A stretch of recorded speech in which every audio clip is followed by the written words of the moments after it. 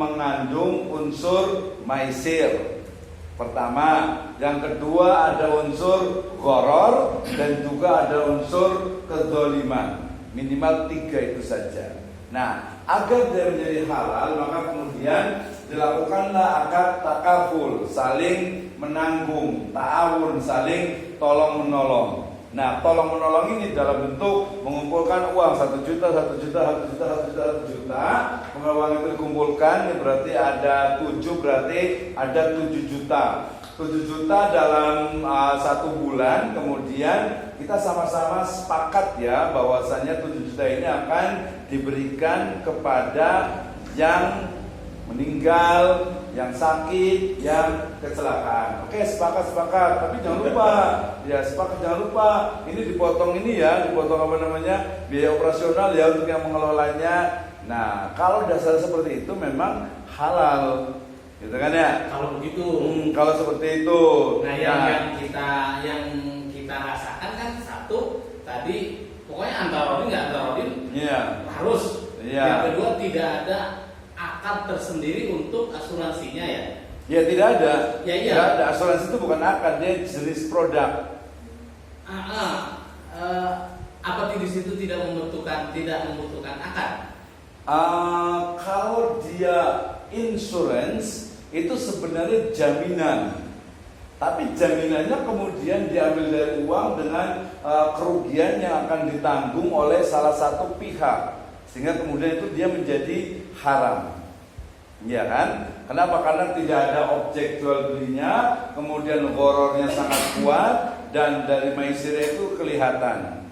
Nah, gitu. Jadi kemudian dia tidak ada unsur, misalnya tadi definisi antarodin. Ya ketika dia sudah tanda tangan, balik lagi ke aufu bil uqud, harusnya dia yakin, dia percaya gitu bahwa uangnya ini yang 300.000 setiap bulan ya untuk jadi milik bersama.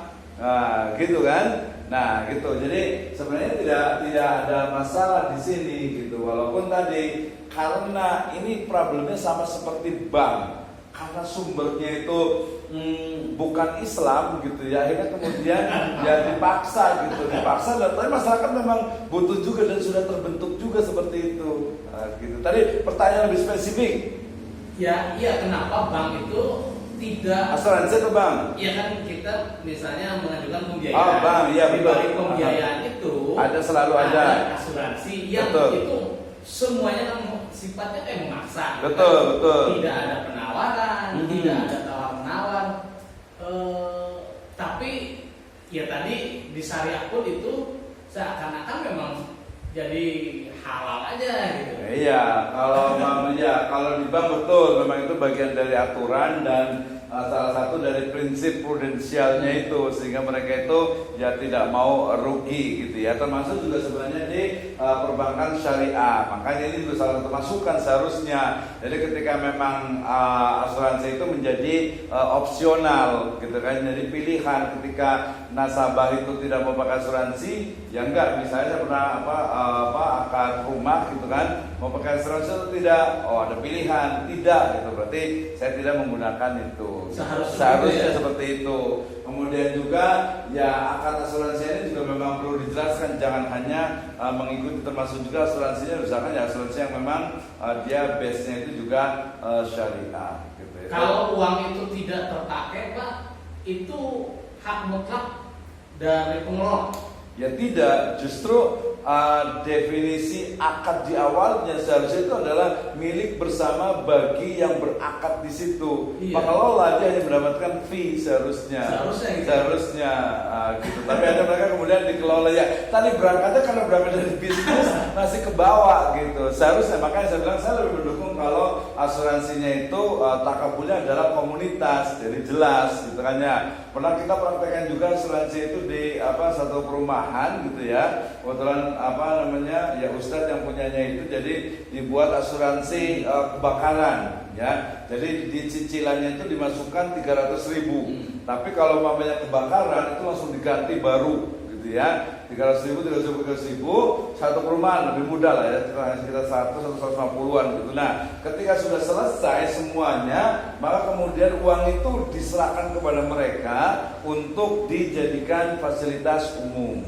Nah, itu kan seperti itu lebih nyaman gitu. Kalau di perusahaan asuransi ya dipakai gitu sama dia, atau mungkin buat apalah, ternyata untuk biaya operasionalnya tinggi gitu. Nah, itu yang mungkin masukan tuh buat kita untuk terus diperbaiki asuransi, apalagi kalau di perbankan itu memang aturan seperti itu dan nempel di situ. Sebenarnya memang agak cukup berat, agak sulit di situ ya. Jadi kalau buat itu mendingan buat sendiri saja. Oke, terima kasih. Ada yang mau nanya lagi? Tidak ada ya? Kalau tidak ada kita masuk ke sini. Ya, yang pertama tadi kita berikan penjelasan untuk masing-masing dari kanan dulu. Kemarin pertama apa tadi? Musyarakah. Musyarakah. Coba dalam 2 menit. Musyarakah itu apa? 2 menit. Silakan 2 menit lah, lama-lama. Perlu dasar hukumnya juga. Boleh lah, 2 menit kalau cukup sih bisa. Ya. Musyarakah itu apa? Jadi landasan hukumnya. Enggak, musyarakahnya dulu pengertiannya. Pengertiannya musyarakah itu ya syarikah atau syirkah. Jadi musyarakah menurut bahasa al-ikhtilat, yang artinya campur atau tercampur atau ya, percampuran lah ya. Jadi betul. Musyarakah adalah penggabungan, percampuran atau serikat. Percampuran, penggabungan, perserikatan. Apa nih? Artinya apa? Lebih ke terminologinya. Ya. Secara terminologi, bahwa musyarakah ini memiliki arti dari menurut MUI. Ya boleh, nggak apa-apa. Jadi pembiayaan berdasarkan akad kerjasama antara 2 orang atau 2 pihak atau lebih pada suatu usaha tertentu, di mana masing-masing siap menanggung resiko maupun berbagi keuntungan. Oke, oh ya, tadi sebenarnya sebelum ke definisi yang kontemporer, itu yang klasik dulu. Secara fikih, musyarakah itu seperti apa? Ada beberapa pendapat. Satu aja. Kalau menurut Imam Syafi'i, Imam Syafi'i aja ya. Jadi menurut Imam Syafi'i itu bukan Imam Syafi'i, Imam Syafi'i aja ya. Syirkah merupakan berlakunya hak atas sesuatu bagi 2 pihak atau lebih dengan tujuan persekutuan. Oke, karena kalau fikih itu memang perlu dijelaskan kembali gitu ya. Berlakunya hak atas sesuatu. Bagi 2 pihak. Bagi 2 pihak. Nah ini kan berarti syirkahnya itu bisa saja syirkah kepemilikan. Makanya nanti ada musyarakah musyarakah mutanakisah atau musyarakah musahamah juga. Jadi satu rumah itu punya suaminya, punya istrinya, punya berdua. Berarti itu definisinya dari Syafi'iyah. Ada yang lain nggak, yang Hanafi misalnya? Kalau menurut Hanafiyah itu atau yang ada aja siapa? Jadi menurut Maliki itu syirkah atau izin bertasyarruf bagi masing-masing pihak yang berserikat. Oke, sama juga berarti hak untuk memindahkan, menjual, membeli ya masing-masing atau pihak-pihak yang menguasai satu benda juga. Kalau yang ini definisinya kayak kerjasama, usaha atau apa gitu? Kalau itu, mungkin dia agak lebih kontemporer sedikit ya. Jadi Hasbi Asyidiki. Dia bilang apa? Dia bilang bahwa syirkah merupakan akad yang berlaku antara 2 orang atau lebih untuk bekerjasama dalam suatu usaha dan membagi keuntungannya. Tapi menurut dia nggak tahu ini apakah kerugiannya juga dibagi atau tidak. Ya, berarti kalau namanya ya keuntungan dan kerugian. Oke, terima kasih. Dan berarti coba disimpulkan pemahaman syirkah itu apa? Syirkah itu kerjasama. Kerjasama apa? Antar manusia lebih dari 1 orang. Kerjasama antar manusia lebih dari 1 orang dalam sebuah usaha, gitu ya. Paham berarti ya? Kerjasama. Oke. Kemudian yang paling penting yang agak sedikit masalah di fikih itu adalah jenis dari syirkah itu sendiri, ya. Jenis dari musyarakah. Ada di situ nggak? Atau belum sampai? Jenis dari mungkin ada. Kalau landasan hukumnya syirka ini apa dasarnya? Dari An-Nisa ayat 12 ya. Ininya artinya tetapi jika saudara-saudara si ibu itu lebih dari seorang, maka mereka bersama-sama dalam bagian yang sepertiga itu. Itu ayat tentang waris. Wahum syuraka fi sulus. Ya. Dari hadis juga ada. Jadi dari hadis suci. Orang Allah, kata Allah itu, aku kata Allah adalah orang ketiga di antara dua orang yang saling bersyirkah atau bermusyarakah. Ya betul. Ana, yakni apa? Ana syarika ini, ana ma'a syarika ini malam yakhon. Ya, saya bersama atau saya adalah pihak ketiga dengan orang-orang yang berserikat selama mereka tidak berkhianat. Oke, jelas sekali ya, udah cukup lah untuk ini ya. Jadi syirka dalam konteks kontemporer kayaknya ada kebagian juga untuk yang di syirka ini paling banyak itu di perbankan juga ada musyarakah gitu ya, tapi yang paling banyak itu adalah di koperasi. Ya, di koperasi karena nanti ada juga baitus syirka. Jadi syirka itu adalah pihak-pihak yang mengumpulkan modal secara bersama-sama untuk membuat sebuah usaha dengan keuntungan dan kerugian itu ditanggung bersama. Ada sedikit perbedaan tadi yang kalau fikih itu yang namanya syirka itu dia adalah modal dengan kontribusi itu harus sama. Sementara kalau sekarang dengan konteks dari musahama itu berbeda-beda, 1 juta, 2 juta, 3 juta, 4 juta. Nah masing-masing berbeda. Nah keuntungannya bagaimana? Berlaku akad musyarakah musahama syirka dengan syarat atau dengan jumlah saham yang sudah disetorkan. Presentasi juga lagi. Iya, presentasi. Jadi walaupun agak menyelisih atau agak berbeda dengan konteks syirka yang dipahami oleh para fuqaha. Ya, mereka mengatakan bahwa yang namanya syirka ya berarti kontribusi itu sama, harusnya sama-sama kerja. Nggak bisa kalau cuma ngasih uang doang gitu. Itu namanya kalau ngasih uang saja itu sebenarnya bukan syirka tapi sohibul mal sebenarnya.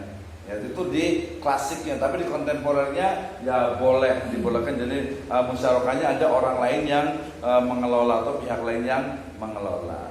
Oke ya, ada pertanyaan tentang syirka ini agak panjang sebenarnya, tapi nanti kita gantian dulu lah ya. Ada pertanyaan nggak tentang musyarakah?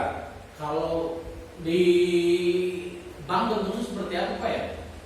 Banyak sekali ya. Kalau di bank yang real sekarang itu justru lebih kepada kepemilikan bersama antara bank dengan customer dalam bentuk kemarin itu apa? MDT. Bukan, namanya itu MMQ, yang mana itu musyarakah mutanakisah.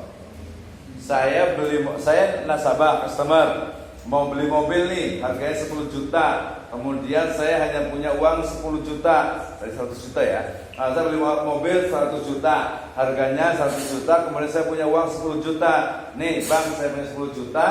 Ya anggap aja DP atau apa, tapi ini ada uang 10 juta untuk beli mobil. Ya harusnya bukan DP, tapi itu memang uang untuk beli mobil. Sehingga kemudian mobil itu 100 juta, 10 juta punya saya, yang 90 juta itu punya bank. Nah, kemudian setiap bulan saya akan membayar bank itu pembelian dari yang 90 juta itu secara terus menerus sampai lunas, sehingga kepemilikan bank di akhir itu menjadi 0%.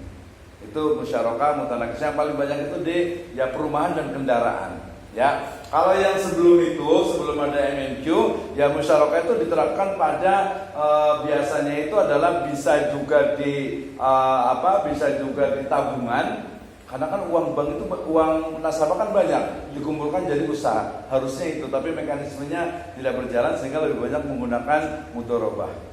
Kemudian yang kedua juga untuk produk, bisa juga untuk misalnya saya customer, saya datang ke bank, kemudian saya mau buat usaha, uang saya ada, uang bank ada, kemudian nanti ada uang investor lain, kemudian dibuat usaha, itu juga musyarakah. Yang kemarin sempat saya tanyakan upaya juga yang misalnya musyarakah untuk proyek ya, yang memang dia nggak langsung jadi. Kayak misalnya bikin bendungan yang butuh Modal banyak, besar. Selain modal banyak, tapi 2 tahun pengerjaannya. Ya untuk tadi pembayaran cicilannya apakah setelah 2 tahun itu termasuk kan kalau namanya musyawarah berarti kan ada pembagian keuntungan. Kalau musyarakah itu dia bukan pembagian keuntungan, tapi dia biasanya itu ditambah dengan ijaroh, dengan sewa. Bukan bagi hasil. Kalau yang musyarakah? Yang musyarakah mutanakisoh itu. Karena yang musyarakah murni itu sekarang jarang gitu. Nah, kalau bendungan atau mungkin apartemen, tol itu biasa dia justru mengeluarkan itu adalah apa? Belum ada di sini. Nama itu sukuk. Sukuk, ya. Berapa itu sukuk? Sukuk itu dia perubahan dari yang namanya obligasi. Obligasi ini ya. Jadi dia seperti obligasi syariah, ya, Islamic bonds. Jadi saya mau misalnya biasa itu pemerintah SBSN kan ya, surat berharga syariah nasional. Saya presiden atau saya pemerintah, saya mau buat bendungan misalnya 100 miliar. Maka kemudian saya akan mengeluarkan satu kertas gitu ya, yang akan dibeli oleh masing-masing warga negara. Uang itu akan dikumpulkan untuk membuat bendungan. Tapi kemudian saya bilang ini nanti dalam jangka 2 tahun ini akan kembali. Kalau yang konvensional akan kembali plus bunga, karena obligasi itu dia adalah surat utang. Tapi kalau syariah berarti bersamaan atau lebih tepatnya itu penggabungan modal, ya, artinya itu dia ikut di situ berinvestasi. Nah, bedanya di situ. Jadi kalau bangunan, bendungan, kemudian tol, bandara, kemudian juga mungkin KN dan sebagainya dalam jangka waktu lebih dari 2 sampai 5 tahun, apalagi dia menggunakan sukuk. Nah, sukuk itu biasa dia bisa menggunakan ijaroh atau bisa juga menggunakan musyarakah pun bisa juga. Gitu. Jadi mekanismenya kalau itu sebenarnya kalau sukuk itu dia seperti surat utang, tapi sebenarnya bukan utang, tapi itu adalah keterlibatan modal atau bahasa lain keterlibatan modal tuh. Jadi penggabungan modal, ya. Jadi misalnya yang lebih simpel, saya mau buat apartemen nih, ya, mungkin untungnya itu baru 5 tahun. Kalau ijaroh, kalau musyarakah itu kan tadi harus bayar tiap ini. Karena itu sehingga kemudian saya buatnya itu adalah pakai sukuk. Saya akan keluarkan sukuk. Oke, nih 5 juta, 5 juta, 5 juta, 5 juta, atau 10 juta, 10 juta, 10 juta. Nah, oke, dicatat ya. Ini 10 juta akan dikembalikan dalam jangka waktu 3 tahun atau 5 tahun. Uangnya sekian, kemudian nanti ada biasanya bentuk fee-nya itu dalam bentuk ijaroh, sewanya. Sewanya dari mana? Ya tadi kan kalau tol apalagi kelihatan banget tuh, bayar kan, masuk itu bayar. Nah, bendungan dari mana dapatnya nih bendungan? Nah, bendungan kadang bisa juga pakai murabahah. Jadi nanti kan negara itu akan bayar tuh.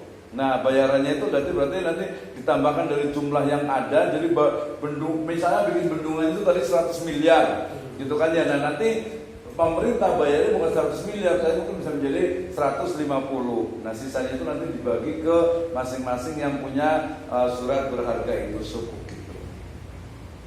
Berarti kalau yang seperti itu tidak ada pembayaran kayak kita. Tidak ada. Dia pembayarannya itu di akhir 1 kali. Oh, gitu. Betul. Jadi bedanya akadnya di situ. Kalau tadi musyarakah mutanakisoh, dia bisa tiap bulan. Berapa 2 kali juga bisa, tapi setiap bulan bisa karena mengurangi dari jumlahnya itu. Plus nanti ada ijarah tadi mobil kan. Jadi punya bank itu kan 90 juta, punya saya itu 10 juta. Nah, misalnya berarti saya punya spionnya doang kali gitu ya. Nah, tiap bulan saya kan mobilnya kan saya pakai nih, padahal saya cuma punya 10%, maka saya bayar ada ijarahnya di situ. Gitu. Jadi itu udah bagus, cukup bagus tuh. Berarti bang nerimanya 90 juta ya, tapi lebih dari 90 juta. Menerimanya iya betul lebih.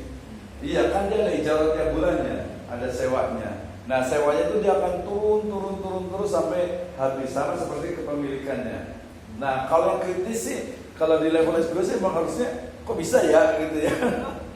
Ya kok bisa ya kayak apa ya kayak dibikin aja gitu ya. Ya emang dibikin gitu kan kawan, pedomannya itu bagaimana yang tadinya haram jadi halal. Itu ya tahlilul haram namanya itu, jadi menghalalkan yang tadinya haram. Kalau prosesnya legal halal ya boleh berarti gitu kan. Yang tadi daripada obligasi utang misalnya mirip apa ya, bukan saham sih ya, tadi lah obligasi itu bonds itu. Jadi saya utang sama rakyat. iya betul, tapi karena tadi syariah bukan utang tapi sukuk, dan ini udah banyak sekali di negara-negara Islam itu sudah banyak sekali menggunakan sukuk gitu ya. Nanti perkara mereka mau bisa bayar atau tidak ya kan sudah dianggarkan, sudah ada iniannya gitu. Ya kan, kalau yang nggak paham hukum Islam, ya bilangnya akal-akalan. Iya, gitu. Kalau yang paham kan fokusnya ada kejujuran. Jadi nasabah itu benar-benar tahu, oh dari kenapa lebihnya begini karena begini sewa. Iya betul, karena tadi ada akad ijarahnya. Oke, lanjut lagi gantian berarti Bapak ini sekarang setelah musyarakah apa tadi? Muzaraah. Ya, ada muzaraah, ini adalah akad yang digunakan muzaraah, ada mukhabarah, ada satu lagi musaqat. Singkat saja, coba. Bedanya apa dengan tiga ini? Muzaraah adalah sistem pemberian upah oleh pemilik lahan kepada penggarap lahan pertanaman yang jumlah upahnya ditentukan oleh hasil pertanaman. Jadi upahnya ditentukan oleh hasil pertanaman. Semakin besar hasilnya, semakin besar upahnya. Berarti upahnya dapatnya dari mana? Dari hasil tanaman. Kalau tanamannya dari siapa? Dari bibitnya. Nah, yang punya modal. Bibit dari punya modal, kemudian tanahnya punya modal. Dia dibagikan, dikasihkan berdasarkan tadi bagi hasilnya. Bagi hasil dari tanamannya. Oke, itu muzaraah. Yang kedua mukhabarah. Yang mukhabarah merupakan kontrak kerjasama antara pemilik sawah atau tanah dan penggarap dengan perjanjian bahwa hasilnya akan dibagi antara pemilik tanah dan penggarap menurut kesepakatan bersama. Hampir sama tuh, bedanya bibitnya dari sama. Mungkin kalau ini sudah disepakati bersama, misalnya berapa persen. Semua sebenarnya udah disepakati juga sih. Disepakatinya bukan persen, tapi persentase. Iya, persentase bukan persen. Persen sama nggak? Sama ya. Maksudnya persen itu bukan sekian persen dari keuntungan, tapi 30, 60, gitu. Perbandingan. Ya, perbandingan, bukan persen. Oh, 10% dari keuntungan, enggak seperti itu gitu ya. Jadi ini oke. Tadi bedanya berarti apa antara muzaraah dengan mukhabarah? Ya ada kesepakatan aja ya, kesepakatan tadi untuk ya kalau sepakat sih semua juga sepakat sih kan udah bisa. Karena teman-teman udah sepakat gitu kan ya. Nah, bedanya dari sisi ininya, dari sisi bibitnya.